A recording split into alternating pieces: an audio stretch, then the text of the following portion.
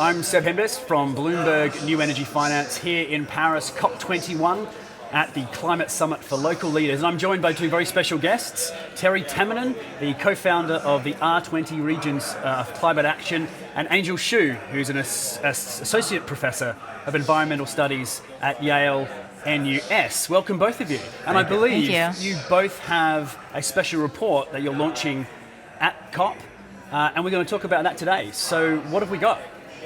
Well, I worked with Terry's group, R20, to produce this report, Scaling Up from Local to Global Climate Action. And what it does is it features 9 case studies around the world of where cities and subnational governments are actually exceeding national policy actions on climate change. So if you take the case of California, for example, California has adopted much more ambitious clean car standards than the national government in the United States. So we looked at what the contribution of California's policies would be if scaled to the national level.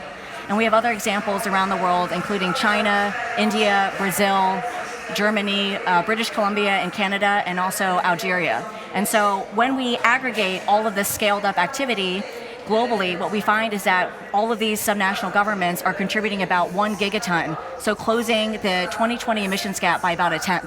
So it's a huge contribution that subnational governments are making to global climate change mitigation. And are there some programs in particular that lend themselves well to being scaled up?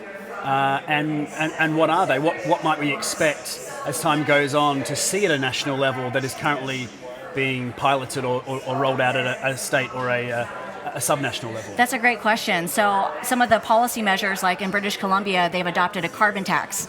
So that can be very easily scaled up to the national level in Canada. And same with China, they have eventual plans to launch a national emissions trading scheme by 2017.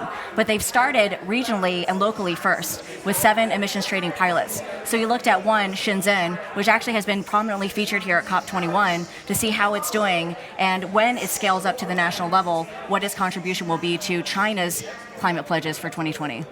And how significant are these actions when you scale them up in terms of our emissions objective, emission reductions objective? How significant are they? Are we talking about? The solution is going to bubble up this way, or is this just a small part, but maybe an important part? I absolutely think that the solution has to bubble up from the bottom up. And so right now, what national governments have pledged leave 8 to 10 gigatons on the table in 2020. So that's an 8 to 10 gigaton gap that national government pledges are not filling.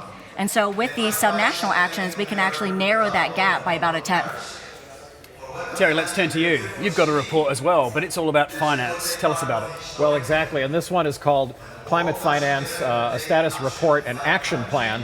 And we were asked last October when we hosted a summit of regions here in Paris, we were asked by President Hollande in his role as the head of COP21 this year to focus on this because a lot of the scaling up that Angel's report demonstrates can happen and is already happening around the world can only scale up if the finance community comes to the party. Christiana Figueres, the head of the UN Framework Convention on Climate Change, who's our big host here at COP21, calls it the need for trillions, not billions. And so how do you get the mainstream finance community to invest in these things and scale them up if they feel it's still risky or government policy isn't stable or maybe they have to go into developing countries where there might be sovereign risk? And so this report shows how to do that and sets an action plan for 2016 and beyond. So give us a few examples. Are we not seeing the financial flows at this level? Are we seeing them in certain parts of the world but not others? What are those barriers in practice? Just a few examples. Well, a lot of reports in the past have focused on what governments ought to do to change the landscape, to provide more incentives, for example, or lower tax barriers or what have you. Or asking investors to take higher risk and lower returns. And that's just not practical if you want to do this in a hurry. So, for example, in Brazil, where R20 has a program working on replacing inefficient streetlights with efficient LEDs that save 67% of the energy and therefore reduce greenhouse gases, the problem was that all of the lights are manufactured outside of the country and imported and subject to import duties. So instead of asking the government to reduce those import duties, we worked with manufacturers to get lights made in Brazil.